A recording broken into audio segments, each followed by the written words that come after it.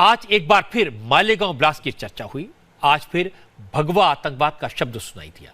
असल में Malegaon blast case में कर्नल पुरोहित, साध्वी प्रज्ञा, मेजर रमेश उपाध्याय के साथ 9 साल जेल में रहे सुधाकर चतुर्वेदी ने कई बड़े खुलासे किए। जमानत पर जेल से बाहर आने के बाद सुधाकर चतुर्वेदी ने जो बातें कही वो रोंगटे खड़े करने वाली है। सुधाकर ने बताया कि जेल में 9 साल कैसे कटे, पुलिस कस्टडी में क्या क्या जुल्म हुए, गुनाह कबूल करवाने के लिए उन्हें कैसी कैसी यातनाएं दी गई।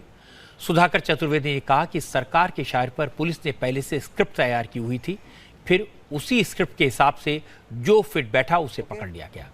यातनाएं देकर गुनाह कबूल करवाने की कोशिश की गई, झूठे सबूत प्लांट किए गए। हमारे संवाददाता राजीव सिंह ने सुधाकर चतुर्वेदी से बात की। सुधाकर ने खुद को निर्दोष बताया। इन्वेस्टिगेशन ने कैसे साजिश के सबूत गढ़े थे, किन किन अफसरों ने जुल्म किए, किसने उनको फंसाया, ये सब बताया। सुधाकर चतुर्वेदी ने कहा कि मालेगांव ब्लास्ट केस में सिर्फ उनको नहीं, जितने आरोपी बनाए गए सभी को टॉर्चर किया गया। पुलिस कस्टडी में जब अफसर उनकी पिटाई करते थे, थर्ड डिग्री का इस्तेमाल करते थे, उस वक्त बगल वाली बैरक से साध्वी प्रज्ञा की चीखें भी सुनाई देती थी। काला चौकी में हमको नीचे गिरा लेटा करके पैर पे डंडे रखते थे, उसमें 4-5 लोग खड़े होते थे दोनों बाजू, पीछे से हाथ बांधते थे, पैर का अंगूठा बांधते थे, आगे से उस पर पट्टे से मारते थे। तो उसमें मैं मार खाऊं कि जवाब दूं, मार को बर्दाश्त करना है या जवाब देना है। तो ऐसा पूरी रात दिन भी चलता रहता था। ऐसा हमने 9 दिन झेला, उनका 9 दिन झेला। उधर साधु जी हमारे बगल के कमरे में थी, उनकी वहाँ से आवाज़ आती थी चिल्लाने की, सीखने की। तो ये खाविलकर है, अनु खाविलकर, उनको मार के आते थे, बोलते थे साला मैं मार के अभी तेरे को बताता हूँ, बताता से बताता है तेरा सबको फंसाओ सालों को। तो सबको फंसाओ जो वर्ड था ना, उसमें हमको क्लिक नहीं होता था, लेकिन अभी समझ में आता सबको फंसाओ मतलब क्या है। तो उनको मार खाते थे, हमको मार खाते थे। तो एक कुलकर्णी करके जो हमको ले आए थे भोपाल से, उनके ऐसी बारी से दिन रात चलता रहता था। तो जब कुछ किया नहीं है, जब कुछ है नहीं तो कहाँ से बताने का, कौन से उनको बोले थे बता मसाला क्या है, कौन सा मसाला देने का, हम गरम मसाला दें, ठंडा मसाला दें। सुधाकर चतुर्वेदी ने जो झेला उसे सुनकर किसी की भी रूह कांप जाएगी। उन्होंने बताया कि एटीएस के अफसर उन्हें भूखा रखते थे, पानी नहीं देते थे, सोने नहीं देते थे। हर वक्त परिवार वालों को उठाने की बात कही जाती थी। फैमिली मेंबर्स से रेप की धमकी दी जाती थी। एटीएस के अफसरों के डर से उनके परिवार का कोई मेंबर 9 साल में कभी उनसे मिलने नहीं आया।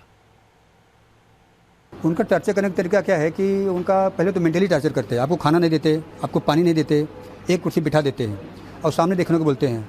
पीछे से काफिसर रहेगा, आपको धीरे धीरे वो यहाँ मारता रहेगा, यहाँ ब्रेन होता है ना, मारता रहेगा। तो आप डिस्टर्ब हो जाएंगे तो आप सब भुला के आप बचाने की कोशिश करेंगे। उनकी आइडियोलॉजी है, आप कोशिश करेंगे, आप सच को बता देंगे, मतलब मैं बच जाऊँ, सच को बता देंगे। तो जब कुछ हो तब न बताएं, तो शार्ट दे करके, लठी दे करके एसी रूम में बंद करना, एसी फुल चालू करना, वहाँ बंद कर देना, नंगे खड़ा करना, माँ बहन को रेप करने की धमकी देना, घर वालों की धमकी देना। चूँकि गांव हमारा दूर है, मतलब तो उठा लेंगे तेरे बहन को, तेरे पत्नी को। हमारे गाँव लोग गए भी थे, एटीएस गई थी, सीबीआई गई थी, एनआईए गई थी, घर को बहुत धमकी दिया। 9 साल में हमारा कोई परिवार यहाँ आया नहीं, सिर्फ डर के मारे। इनकी दहशत से हमारा परिवार आज तक मुंबई में नहीं आया। इस तरह के जुल्म से सुधाकर नहीं टूटे तो उन्हें इलेक्ट्रिक शॉक दिए गए। उन्होंने कहा कि उनके प्राइवेट पार्ट्स में केमिकल डाल दिया गया। सुधाकर का कहना है कि एटीएस के अफसर चाहते थे वो किसी भी तरह गुनाह को कबूल करें। इलेक्ट्रिक शॉक में वो कान में लगाते, चुंबक लगाते कान में, दोनों कान में, नाक में, उंगलियों में, कमर पे, पर्सनल पार्ट पे, सब जगह हिलाते, वो बटन दबाते हो तो 1 सेकंड ऐसा लगता है कि वो पूरी दुनिया दिख रही है। इतना तकलीफ होता था कि वो आप बगैर साल गए आपको समझ में नहीं आएगा। कल ऐसा उनका वो क्या लिख रहे मालूम नहीं है, तो वो पर्सनल पार्ट पे वो केमिकल डालते थे, तो वहाँ बहुत जलन होती थी। तो इतना जलन होती थी वो कट के गिर जाएगा और पूरे शरीर में वो सनसनी फैलती थी। तो वो कैसा क्यों करते थे कि वो ऊब करके बता देगा, ये ऊब जाएगा, वो बता देगा। लेकिन सबको हमने बर्दाश्त किया ये सब। सुधाकर ने दावा किया कि एटीएस मालेगांव में ब्लास्ट के केस में योगी आदित्यनाथ को भी गिरफ्तार करना चाहती थी, लेकिन योगी ताकतवर थे, इसलिए उनकी साजिश कामयाब नहीं हो पाई। योगी आदित्यनाथ का नाम लिया तो चूंकि योगी आदित्यनाथ को गिरफ्तार करने का तरीका उनका इच्छा थी, बाकी लोगों को एक अलग तरीके से पूछ रहे थे, लेकिन योगी उनका टारगेट था अरेस्ट करना। लेकिन वो ताकतवर आदमी है, उनके पास गए नहीं। जहाँ ताकत होती है वहाँ कोई जाता होता नहीं है।